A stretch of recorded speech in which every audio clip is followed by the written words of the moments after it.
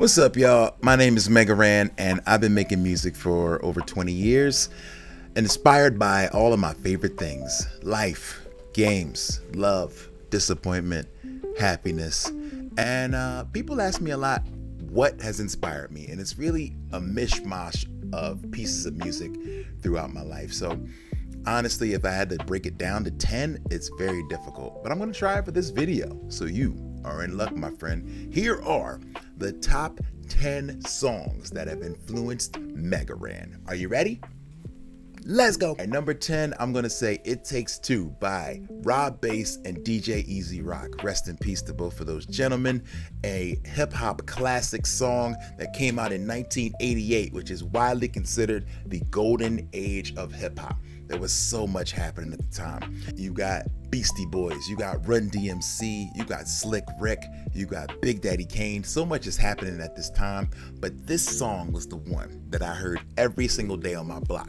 Woodstock Street coming up. The giant boombox that was the soundtrack of the streets, man. It was the song that made you feel like you were, man, it just made you feel like $1,000,000, dude. Fun, it was easy to sing along with, and it was an absolute banger.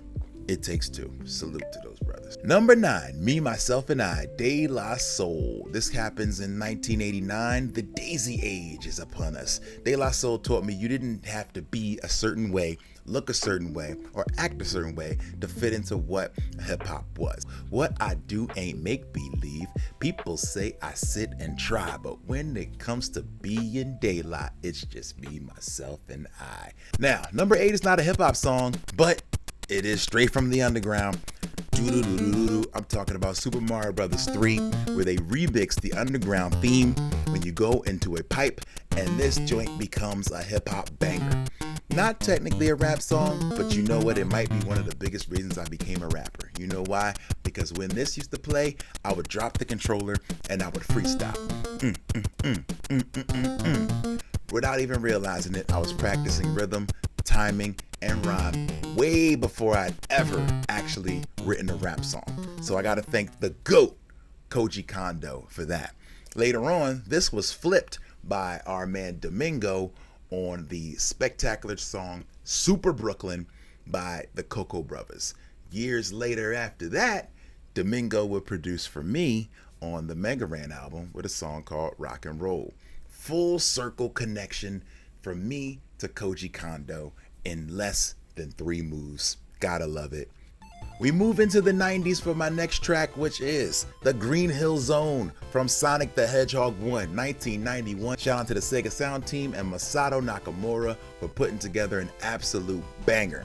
This song is so special to me because it made me realize that video game music could be emotional, memorable, and just as powerful as songs on the radio. It wasn't just background noise, this was part of the adventure.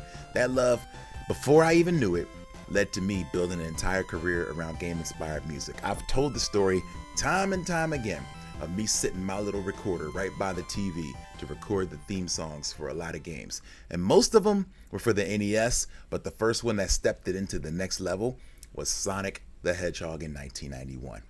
Fast forward the very next year, 1992, and the Wu-Tang strikes hip-hop. Wu-Tang, Wu-Tang. I remember being up late taping Radioactive, as I always did, had my cassette ready, and they played this new song called Protect Your Neck by the Wu-Tang Clan. I didn't know who it was, but there was like 90 brothers rhyming on this track, just going in. And you know what? It was Inspector Deck's words on the very first stanza of that song, saying, "Terrorize a jam like troops in Pakistan, swinging through your town like a neighborhood Spider-Man." What? I was like, wait a minute. These guys like Kung Fu, they like comic books, and they can rap? This is speaking my language. I sat there glued to the radio, and then later we watched it on the box over and over again. And Wu-Tang is probably the most influential rhymers that I can say has influenced Mega Ran, maybe more than anyone, except if there was another, I'll mention them on this list. Number 5, Just a Friend by your man, Biz Markie. Rest in peace. Man, a lot of folks on this list have passed on, man. big respect to Biz, because Biz showed you that hip hop could be fun as well as funky, and you could tell stories that had great unexpected endings, and Just a Friend was just that. Before this big hoopla about rap music not being on the charts, you know who started it all by getting rap music on the charts? People don't talk about it, but it was Biz Markie, and it was this song, Just a Friend. So if you haven't heard it, I mean, let's be honest, you've definitely heard it. So I've always liked to try to mix some humor into my music, and Biz showed me that entertaining people is just as important as impressing people with lyrical, spherical miracles. Know what I mean? Now we move into Nobuo Uematsu, one of the GOATs in video game music, and there's so many great themes on here, but I have to pick one from 1997, and that is the One Winged Angel theme from Final Fantasy VII, Sephiroth. Anytime you got music so dope that it actually has a crowd of people singing his name, first of all, that's hip hop. Second of all, that's fire. So and I don't need to say any more about what Final Fantasy VII has done for me, because I feel like I've said it all. But just in case I have not, this is the moment that video game music becomes epic, cinematic. There's choirs, there's orchestral arrangements, pure drama. It made a boss battle feel like a movie. One Winged Angel. Hearing something this epic come out of a PlayStation system totally changed what I thought game music could be and what it could sound like. And it inspired me to chase that same kind of feeling through an album called Black Materia. You might have heard it. I hope so. Kick, push, coast. Shout out to Lupe Fiasco. Shout out to Soundtrack on the Beat. Chicago, Maine.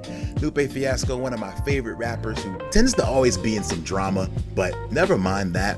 The guy could rap his behind off and also was one of us. A nerd kid that grew up in a rough city in Chicago, but also knew everything he needed to know about how to survive in the streets, but also how to apply these weird things that he had in his head into a mostly street culture, and in effect changed the game. Shout out to Lupe for such an incredible song, Kick Push, where he takes the metaphor of skateboarding and being an outcast and puts that into a song that is absolutely relatable to anybody, whether you skated or not.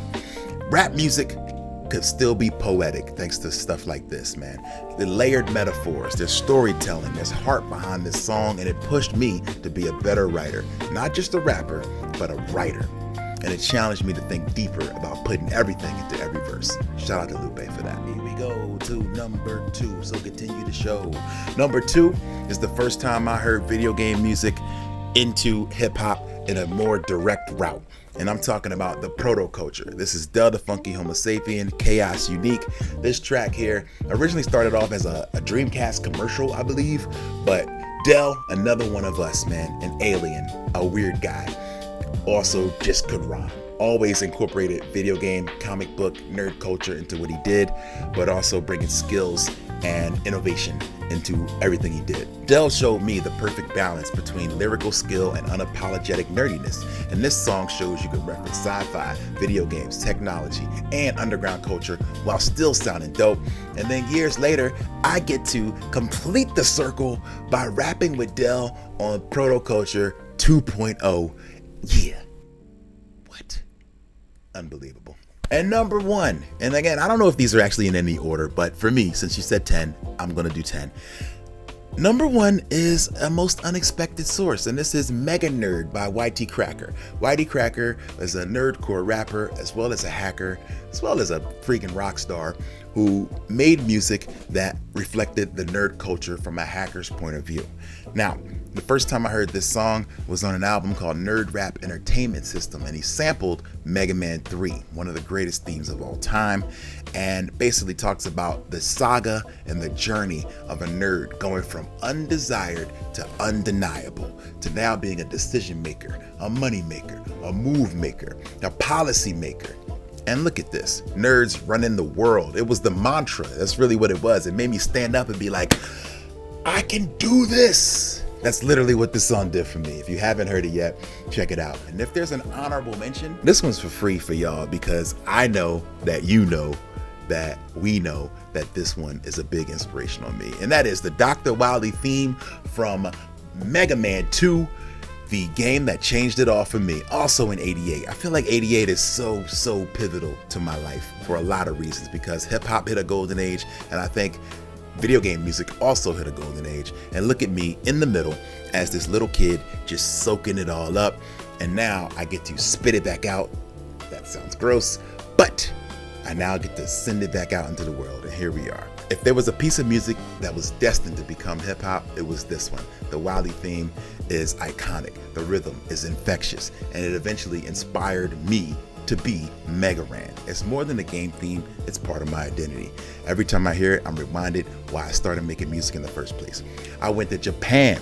I was standing on a corner and I mentioned to these girls that I loved Mega Man, and they were like, "Oh, Rockoman!" And then they both did this at the same time, no lie.